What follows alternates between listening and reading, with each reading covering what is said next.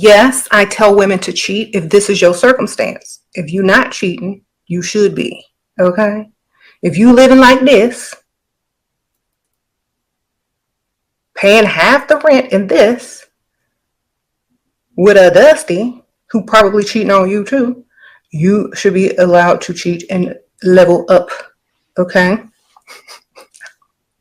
A lot of people are afraid, of women that are going to start seriously cheating like men have with no guilt. And I'm going to tell y'all, if you living like this, you should be cheating. I'm sorry. Sprinkle, sprinkle. Hey y'all, welcome and welcome back to my channel. I hope you guys are having a great Monday and had a great weekend. While you are here, go ahead and hit the like button and hit subscribe if you are feeling the vibe. Those interested in my personal channel, I have been posting the remote jobs weekly. I just posted a video earlier today of 5 remote jobs that are immediately hiring. Out of those 5 jobs, 3 of those are non-phone jobs. I know some of you guys are interested in the non-phone. I've been posting non-phone Fridays, so even on last Friday, I have 3 remote jobs that are non-phone. So if you are interested in that and you know somebody who also may be interested in remote work, feel free to check out that information. All of the job title names and links to apply to those will be in the video descriptions of my YouTube videos. Also, I have story times, how I manifested my fiance, and give you tips on how you can manifest your person if you feel like you have been unsuccessful in your dating life. And, life after divorce, story time, just stuff like that. So if you're interested in my personal channel, I'm going to link the video in the comments below to my personal channel.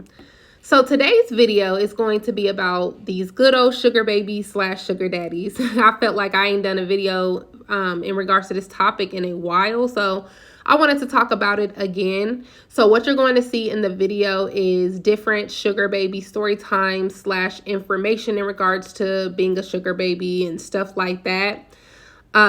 As you see in the background, I included the Sprinkle Sprinkle Lady / the Sugar Baby Goddess herself, Shira 7. So we'll also have some conversations in relation to her as well. So without further ado, go ahead and watch the content creators, and I'll be back at the end with my commentary. Also, the first story, what you're going to see is a clip of this sugar baby laying in bed while her sugar baby is locked outside the door. Immediately after that, she's going to give you a story time. In like the second portion of that video, you'll see her mouth not matching the words. I kept downloading it and re-uploading it. I'm not sure if it's the video itself or what's going on, but all you gotta do is listen to it and you can hear the story of what's happening, but I'm not sure why it does that. And then you'll also see a video with like the last girl. She has on like a purple hoodie or sweater. And for some reason in the middle of the video, it pauses to where she's still talking, but it's just like a little distorted. Just keep listening to it. It's going to catch back up. So without further ado, go ahead and watch the content creators and I'll be back at the end. You're going to get up? Yeah. Well, get up then and open the door. Come on, Casey, open the door. Casey, open the door. Who do you think you're yelling at? Give me a second. It's been 4 hours. Okay, give me a second. Patient. Okay. Come on and open the door. Come on, babe, open the door. Casey, open the door. Casey, what is going on here? You made so many promises. If there's a problem, I will be understanding and we'll talk about it. Come on, Casey. Don't shut. Oh, fine. Come on, open the door. Casey. Casey. Casey. Okay, y'all, this is the story time about that video with the sugar daddy. Like, so before we got on the trip, the plan was, I'll take you on this trip, you gonna give me some coochie. So y'all, we was out in Puerto Rico for 5 days, right? And every night I would tell him like, oh, I feel sick, or I'm tired, like I can't do it tonight. Like, nah, tomorrow, right? So when it came down to our last day, now that last day, I just knew in my head, like, damn, this is the last day. I gotta get this man some coochie. Like, what am I going to do? So I figured in my head, I did meet this little white girl earlier. I'm gonna ask if she wanna hang out tonight, and I'm gonna just come in later. Gonna be asleep, right? That's what I thought. So I'm getting ready to go out with the girl. By the time I done got dressed and got ready, she texts me like, oh, I'm sorry, but I'm just gonna call it a night and go to sleep. Like, this is my last night. I've been on a flight in the morning, so like I'm just really tired. I don't want to go out. So I'm like, what am I going to do? So y'all, I ended up just going to this restaurant by myself, and I told him like he could, cause everywhere I went, to the club, anywhere, he was there. Like, he wanted to be with me at all times. And I told him this night, like, no, me and homegirl about to hang out and you can't come. So I went to the restaurant by myself, and I'm chilling. I'm trying to figure out what I'm about to do, because I don't want to go back to the house, right? But they closed, so I Ubered back to the house, to the Airbnb. And when I Uber, I see the TV still on, because I can see went through the window. I can see him. He's sitting on the couch watching TV. Mind you, it's like 11:30 at this time. So me not wanting to go in the house, I called my friend. I'm sitting on FaceTime with my friend sitting outside, right, in front of the house. It ain't nowhere to sit. It's chickens running around. It's cats running around. But I refuse to go in that house. When I tell y'all, I was outside from 11:30 to 4 a.m.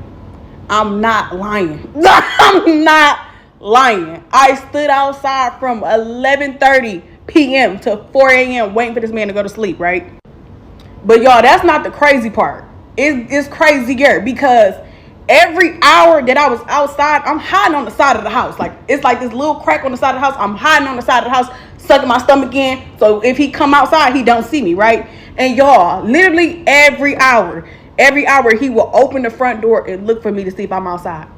And I, like, every time he opened that door, my heart dropped, thinking he about to catch me, right? So when 4 a.m. hit, y'all, I hear him going through the side door to the backyard. I can tell he's trying to go look for me in the backyard, see if I'm in the backyard, right? So I'm like, okay, bet. I hear him go out the side door. I know he walking to the back. I'm about to hurry up and like slide through the front door and go in the room and shut the door, because he not gonna know. I always keep the door closed, so he not gonna know. The moment I grabbed that front door handle, he opened the front door, scared the fuck out of him and myself. He's like, oh, hey, babe, nice to see you. Like, it's 4 a.m. Like, you're just now coming home? I'm like, yup. Yes, I had a good time. He's like, oh, like, I'm ready for you, babe. Like, I've been waiting on you, so are you ready? I'm like, oh, let me just go in the room for a little bit, freshen up, then I'll come in the room with you. Like, you know, I'll be out there in just a second. I went in my room, put my PJs on and my bonnet on, and lay down and lock that door. You're hanging yourself. You think you about to do anything. And that's where all the banging on the door come from. Like, he was not playing with me. Like, he was crashing out. Like, I'm not gonna lie, I thought I was gonna have to call 911, because you're tripping right now. Like, he was trying to break the door down, y'all. Like, literally tried to break the door down. I started to get a little scared. I know some people are not gonna want to hear this, but most of these famous influencers, probably your favorite one, they are all 304s. Most of them have sugar daddies. They do 304 work, and I did not believe this at first. I didn't even know this, okay? But as most of you know, I'm a scripper, okay?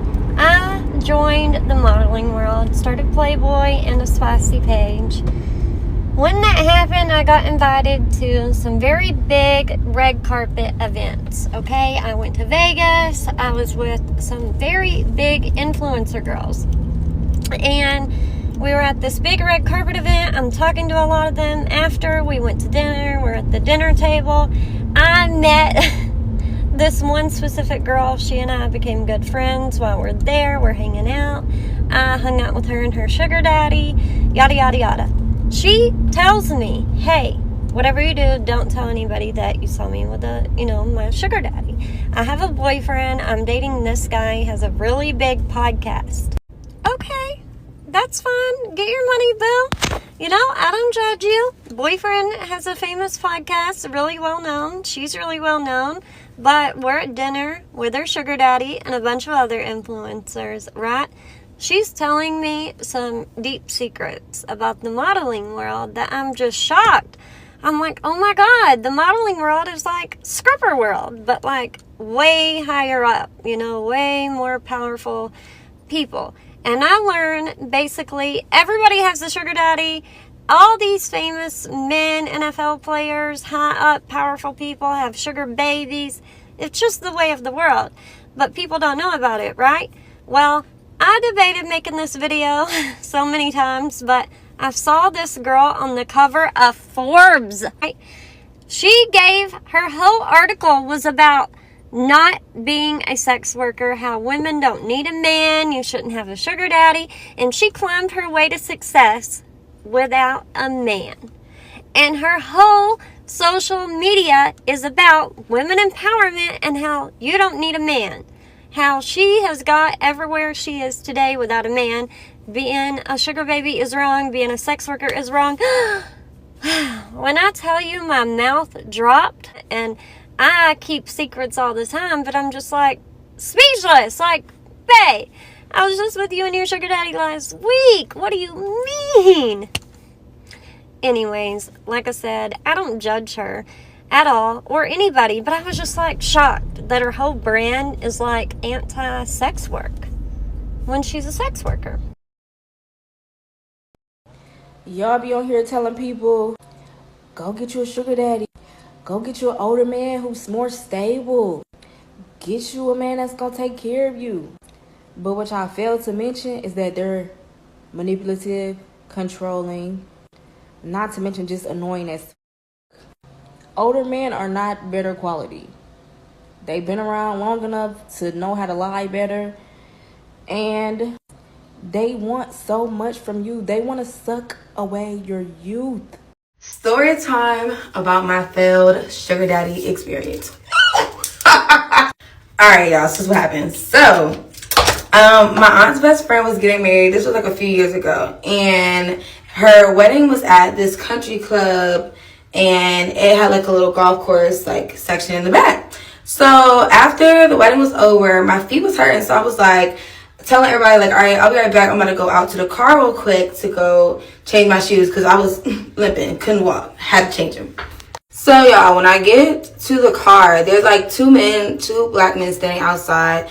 They probably looked like they was like in their 50s. I don't think they was 60 up. They was in their late 50s, whatever. So, they had their little all purple on. It was clear as day that they were cute dogs. So I'm walking to my car. I'm just not thinking nothing of it. I'm just like, all right, let me get to my car. So where they were parked were right next to where my car was parked. So y'all, these are old men. I'm not paying them no mind. I'm not trying to be cute for them. So I'm just limping. But I was looking good that day.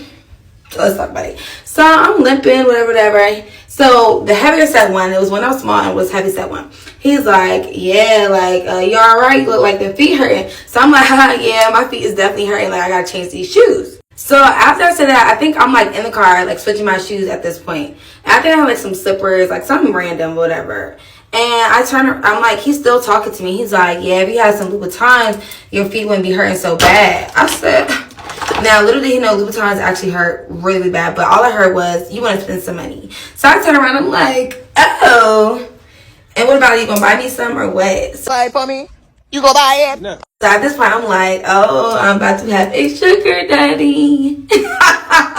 So at this point now, my personality has gone from respect the elderly to let me turn that flirtation up. Like, this is like somebody I'm about to date. So I'm like, oh, you gonna buy it for me? And he's like, yeah, you work here at the little golf course. I was like, no, I'm here for a wedding. So we get to small talk. So at this point, big boy and little boy is both going smacking me. Like, they're like, yeah, so where you from? So this is where things started to go left.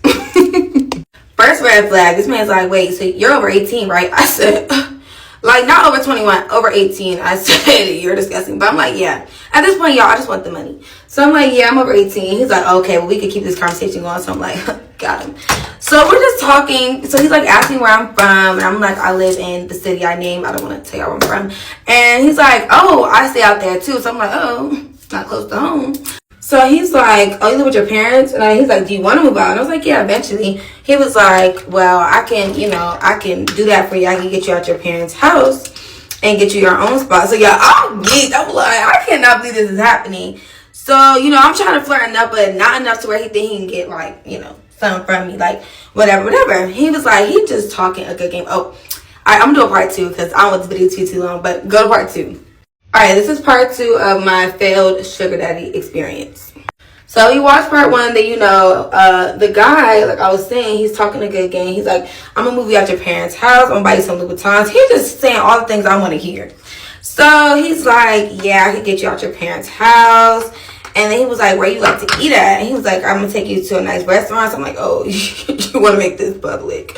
Okay, so I'm like, let me flip the script real quick. So I'm like, so what's your situation? You married? He was like, yeah, but what that got to do with us? I said, oh, you're trifling. But look, you give me money, ain't got nothing to do with your wife. I keep your secret, and we just keep this going. So at this point, now I got leverage because you got a wife and kids. Now you can't touch me because I'm gonna tell her. So anyway, he just keeps on going. So like I said, where I went wrong is telling him where I stayed at. So then he's like talking about how he be like walking his dog in the neighborhood. So he asked me if I had a dog. So y'all, I ended up telling him, yeah, I have a dog, and I ended up like describing the dog to him. So why I decided to go into more details, this is where I went wrong. I'm like, yeah, I have a dog, but like I ain't gonna lie, like I don't really be taking care of him like that. My dad always walks him. So he's like, wait, like what does your dog look like again? So I describe like my dog is tan, tell him what type of dog I have, whatever. He's like, what's your dad look like? So I'm like, oh. Why I told him what my dad looked like, I don't know. But I'm like, it's giving suspect. So I start describing what my dad looked like. So y'all, as soon as I finish describing like what my dad looked like, he just gets quiet. And I'm like, my dad? He's like, do y'all live in that house at like the beginning of the neighborhood? And I'm like, yeah. He was like, oh shoot, I know your dad. I said, oh! Cut the show, cut the cameras. I cannot talk to you no more. Y'all, remind y'all, around this time my dad had just started his church. I was not going to be the one that bring the church down because all pastor's daughter talks to old man. That's all I need to see. So at this point, I'm thinking he's playing, y'all. I'm like, there's no way he knows my dad. He starts describing stuff, and I'm like, oh my God, I guess that's definitely my dad. So his homeboy and all of us, we just started buzzing out laughing. Like, I was like, nah, I can't talk to you. So I'm thinking this is going to be the end of it, y'all. No. So just when I thought he was going to let it go, he proceeds to be like, well, he don't got to know. So I'm like, have you lost your mind? Like, I am not about to be the next scandal. So then, y'all, to make the story even wilder, he pulls out like a burner phone as if he's like a drug dealer, right? And he's like, here, put your number. I said, no thanks. So he gave me his burner number. He gave me the number to his burner phone and was like, text me if you change your mind. Alright, y'all, so I did end up texting the man, and I still have never texted him to this day. But that's the end of my story. I didn't want to talk to that man. I'm just curious, would y'all have still reached out to him if y'all were in my shoes, or would y'all have left it alone? I'm curious. Let me know in the comments. This is the finished look. And that's it. See y'all next video. Bye. My sugar daddy asks me for weird favors. His Tinder profile said he was 45, but he looked to be in his early 30s at most. Looking for a sugar baby. $700 weekly. No.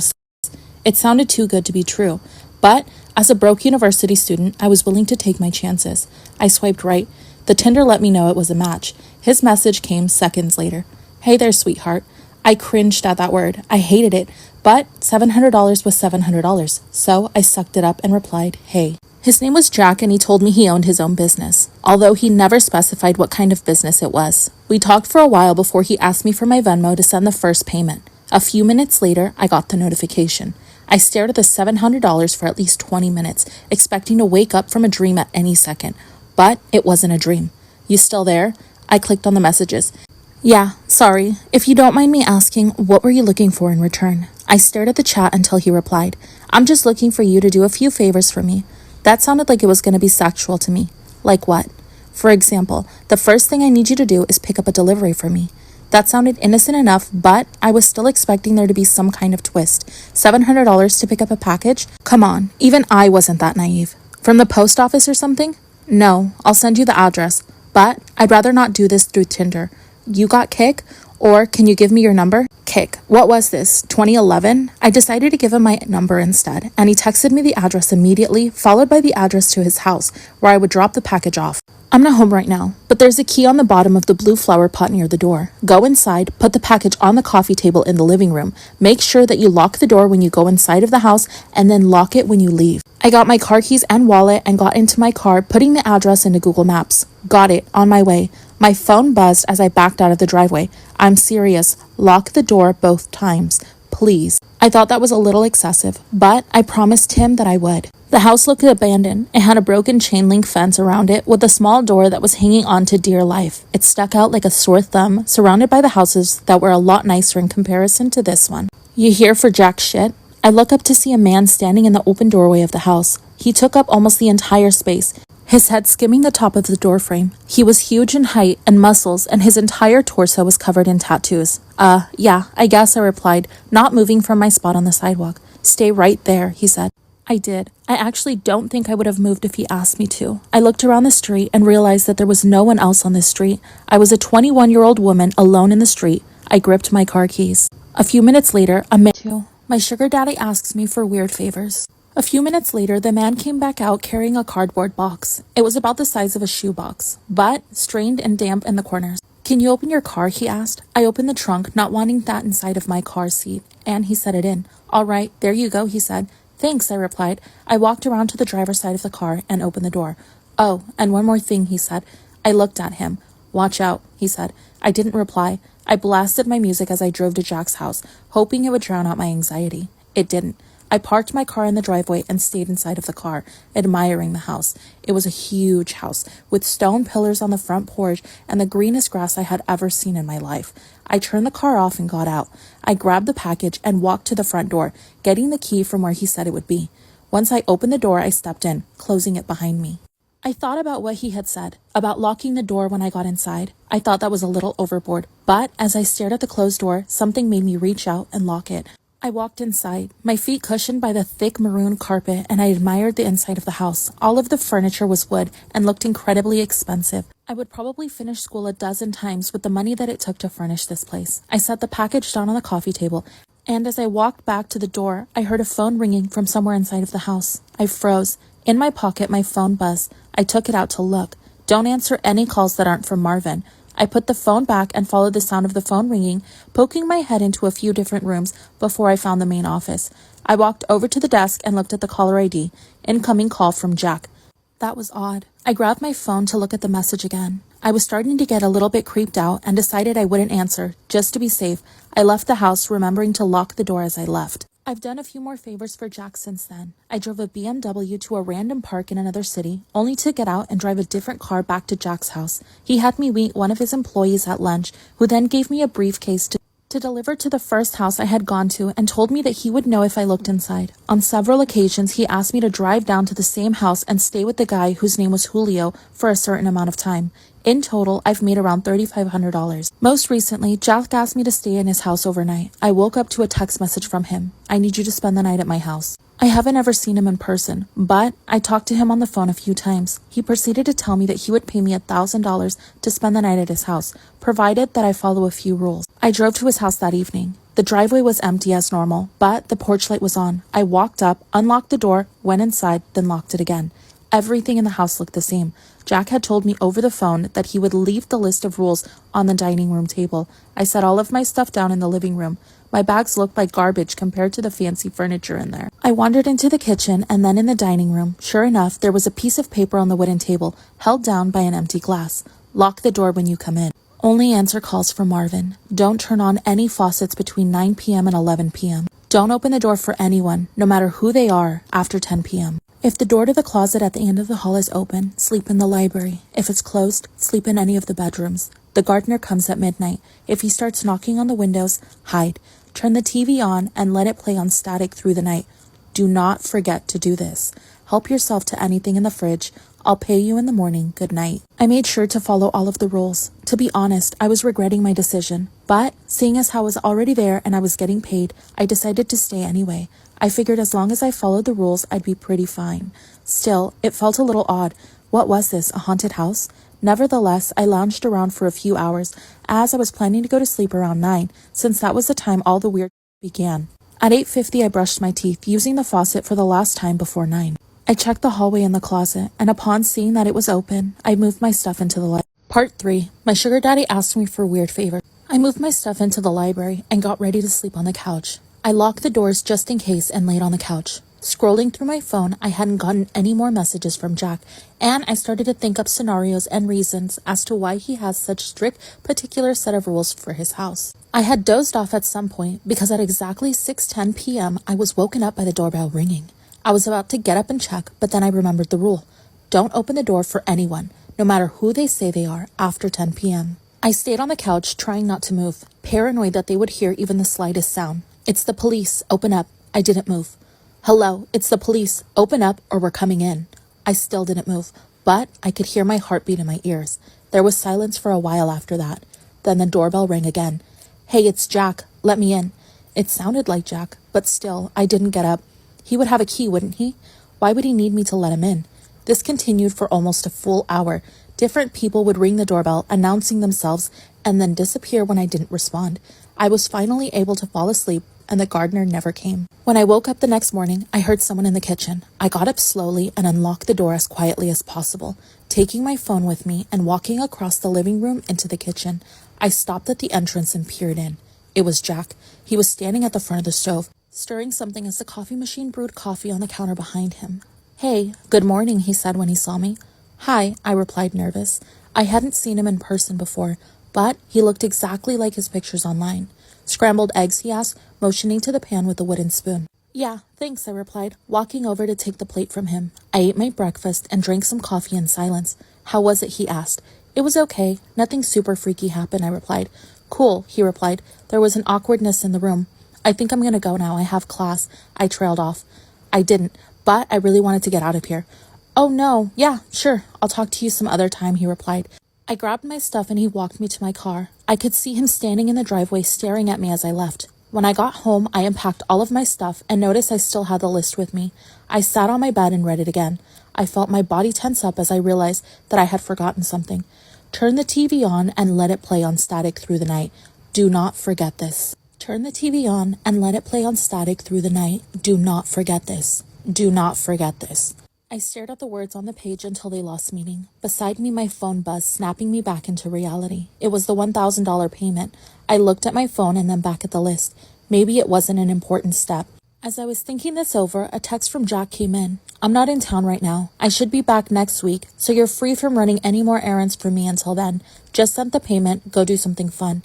I stared at the message and read it again, and once more for good measure. I'm not in town right now. I thought back to this morning and how Jack was in his house, how he gave me breakfast. I'm not in town right now. Within minutes, a new text came, and this time from a number I didn't recognize. Did you forget something? The text was followed by a picture of Jack, or whoever this version of Jack was, standing in front of the TV. I didn't respond. Next came another picture. This one was outside of my house. It was followed by another text. Watch out. Raise your hand if you've been a victim of Shira 7 and the Level Up movement. Guys, this is my personal story. This doesn't have to be your story, but I do want to finally come on here and speak my truth. The new trophy wife or something like that. She has discovered some things about her husband and things that have happened to her children. And I just want to shed light on this whole Level Up movement, the whole thing that Shira 7 started way back in the day. And how it can be like detrimental to you, to your kids, to just, it's just sickening. So basically my story started after I had a bad breakup. I had a kid. I was so stressed and lonely. I started meditating and I started getting like, you know, messages and like dreams and visions and things like that. And then I stumbled across Shira 7. Now, things that she was saying, that they weren't exactly new to me. These were things that I was already doing, but her way of like explaining it was like, weaponize your femininity.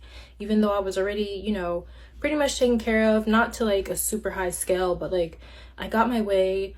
I was taken care of. I was stay-at-home mom, stuff like that.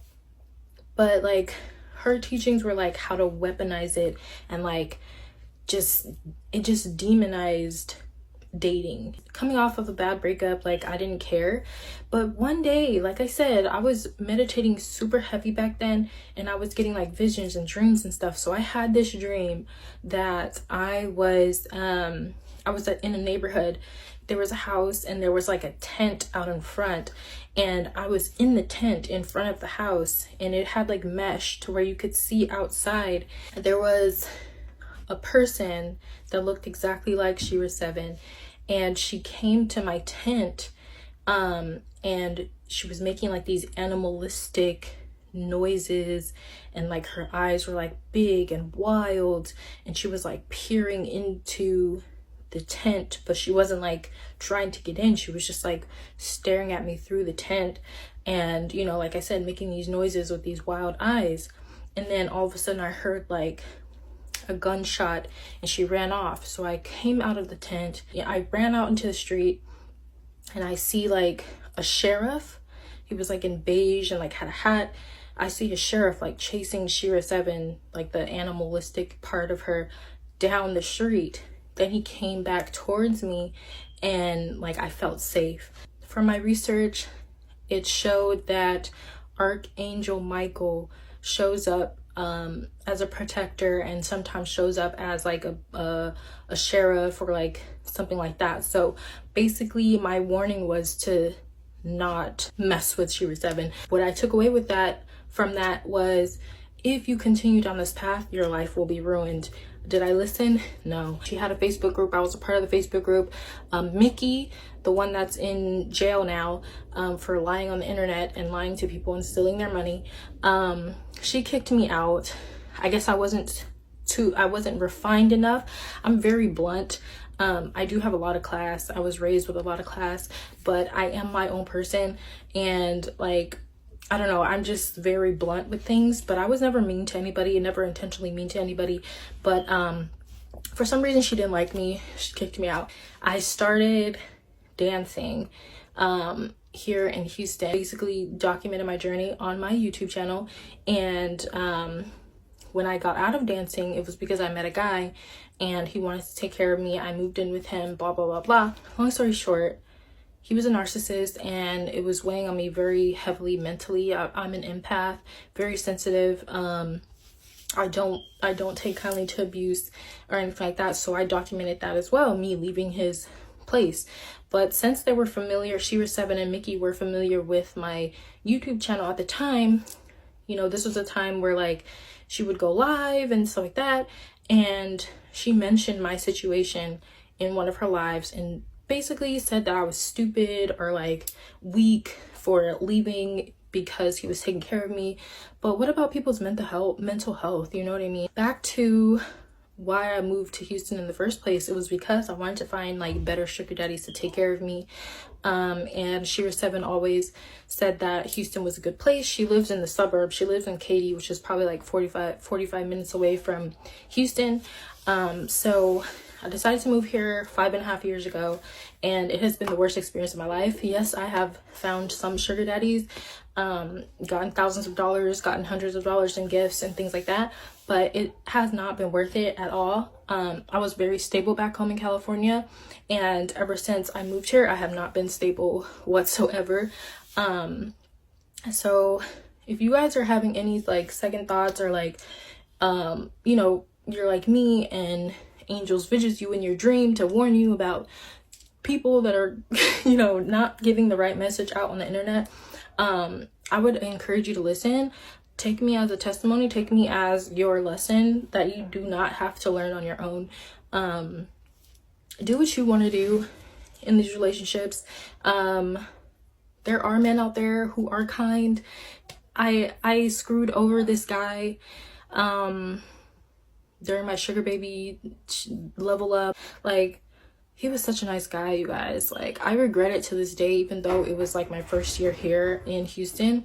I regret it to this day. Like, he was such a nice guy. Like, you don't have to do guys dirty all the time. Like, you know what I mean? Like, there are really good guys out here, and I could have been married like 4 times by now if I wasn't like playing this stupid level up game and trying to just get whatever I can out of men. Unfortunately, she was 7. She didn't marry a man that she loved. She married a man that she isn't even attracted to, all for wealth. But you know, for some people, they just can't do that. They just can't. But yeah, this is my warning. Be yourself. Let people be themselves. And date for the purposes that you want to date for. Not because somebody tells you that you should do it. Okay? Bye. Y'all, when are these sugar daddies / sugar babies gonna learn? like at this point, it really just be for entertainment purposes, but also it's just a lot to know and learn. And I'm glad that anybody who's looking to be like a sugar baby or even a sugar dad can see other people's stories and experiences. So hopefully, if they want to get into a lifestyle, they know what to do and what not to do. So when it came to the first story, like, first of all, she was morally wrong, because don't say you're going to do something if you're not going to do it. That can also affect you with other sugar dads. A lot of them be in cahoots with each other. They be hooking up each other like, hey, I got, you know, sugar baby. She got some friends who's looking for a sugar dad. Da, da, da. Don't be surprised. A lot of them actually be in cahoots with each other. So if you over here breaking contracts, like you over here done told this man, well, verbal contract, you done told this man like you going to give him some for this Puerto Rican trip, right? So he's expecting when y'all get to Puerto Rico, I said Puerto Rican, when y'all get to Puerto Rico, he's expecting to get some. You told him he was going to get some. It'd be different if you said, look, I don't feel comfortable. I ain't going to lie to you. Like, I'm not going to give you none, or it's going to take a little more time and effort for me to give you some. But you told him you was going to give him some. That's why he didn't got the trip.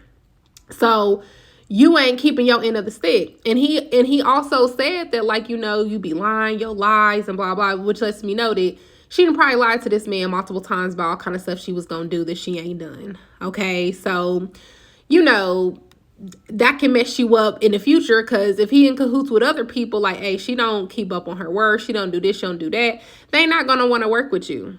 All right. So, you know, but on the other end of that, I mean, I don't know what you expect. Just like a girl should expect to give up some sugar if you're going to be a sugar baby, or a girl who gets flued out and expected to have sex with that man. I don't know what you expect as a man. Like, if you didn't already pay for this trip up front or gave her money up front, there is a high possibility with her mindset that she will try to dodge you or try to play you in any kind of way that she can just to get the money and keep running. So I don't feel sorry for him. When it comes to her, she better move carefully, because people get hurt for stuff like this. If you ain't saw my first story on sugar babies, you definitely should watch it. It's in regards to 2 different women, and then the first girl, she actually ends up getting unalived by her sugar daddy. So stuff like that does happen, because people don't like you playing with their money, their time. Like, he could have brought somebody else out there and could have got some, you know. So people don't like you playing with them. And she's like, and people told her that in her comments, and she's like, oh man, please, he wouldn't have done nothing to me, because they was like, you know, it's dangerous, like, that's dangerous. And they was like, oh, he ain't gonna do nothing to me, he an old man, I'll push him over. He an old man with money. So you really think that if he didn't want something done to you, he can't pay to go get that done? He might not have the physical body to do it, but he got the money to have somebody physically do it.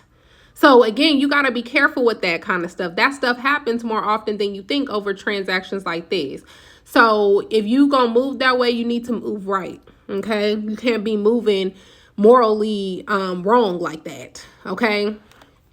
And then also, you know, when it comes to the whole sprinkle situation and stuff like that, and even in relation to the girl in the purple sweater, yeah, you have to real deal, like, watch your spiritual health when it comes to a lot of these content creators and the lifestyle they're portraying and just all of these different things. You have to be careful. Like, before I even get deep into that one girl who was talking about how, like, she was hanging around top influencers and she found out they were secretly being a 304. Yeah, a lot of them do that. It's way more than y'all think who do that. You be thinking they just got the money because they have it. Like, dang, they're a businesswoman. They did. Like, no, a lot of them 304 their way to the top, and they still be 304 in their way. If the money ain't looking how they needed to look for the month, they'll go 304 again. Like, and y'all will never know.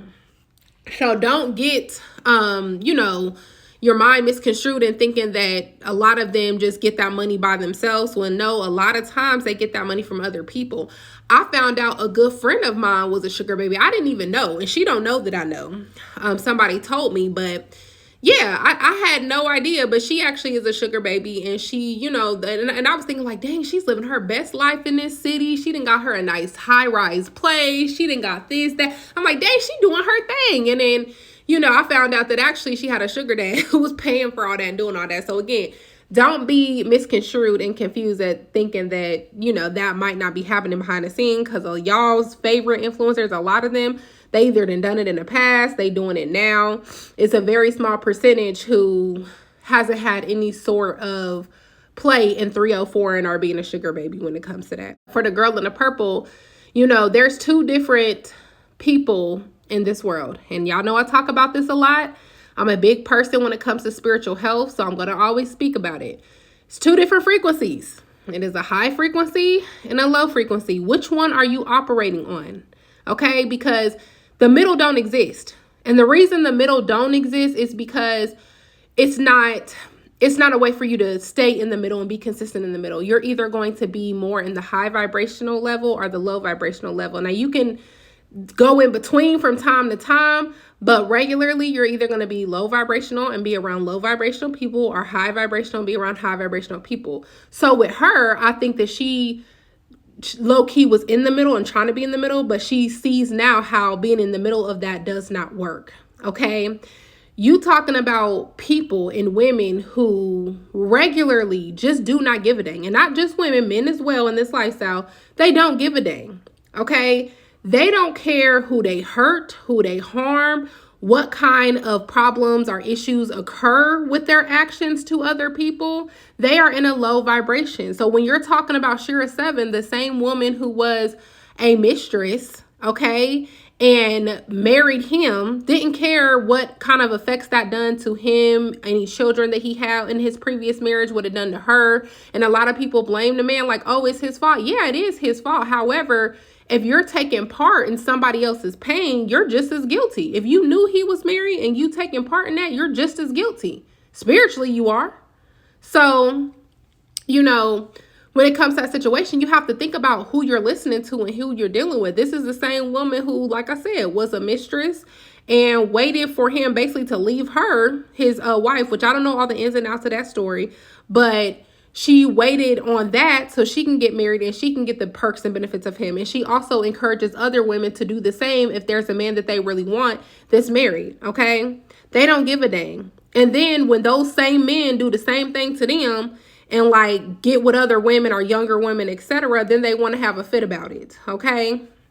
So you have to be careful with who you listen to, because a lot of them are operating in a low vibration. They don't care about anything. They just care about the materialism. And you have to really be careful with that. What you put out there, you will get back. It might not be how you think it is, but it might come to your children. It might come to somebody close to you, and it might come back to you in other ways. So you just have to be careful with that.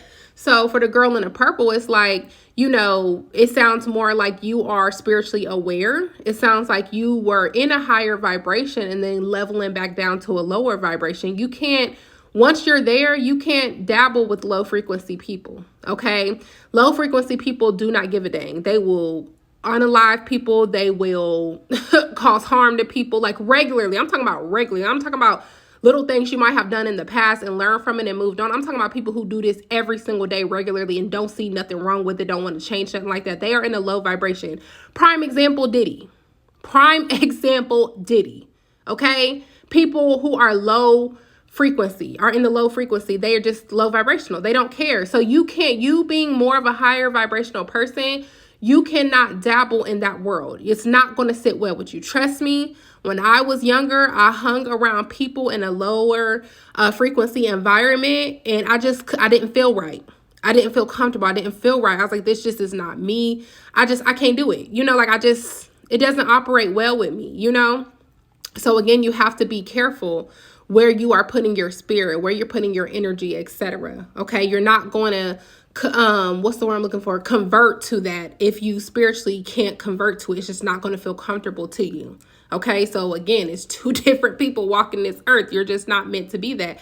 But what I can't stand about this whole like, you know, sprinkle movement, because some of the tips she gives, like I said, some of them are cool tips. Some of them are really informational. Some tips I'm like, oh, I could have used that when I was younger. When it comes to like attracting men who will provide for you and self-worth and all of that, I agree with her when it comes to that.